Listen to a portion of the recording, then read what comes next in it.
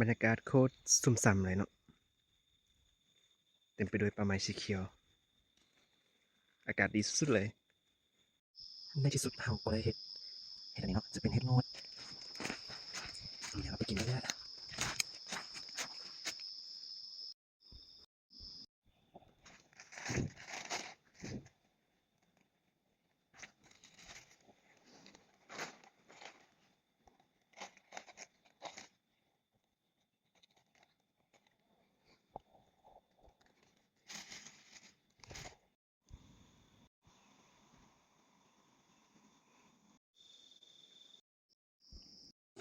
แซ่บ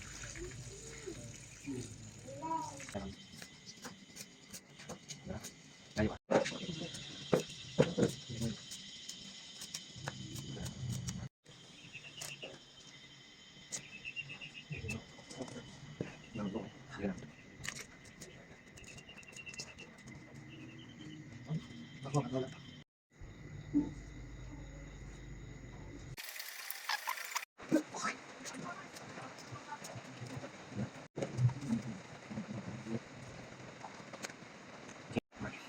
เป็นสุดๆไม่กินไหม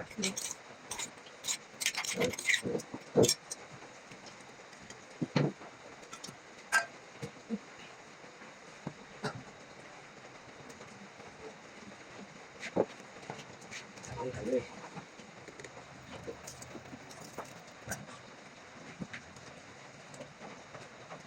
ชิวมาก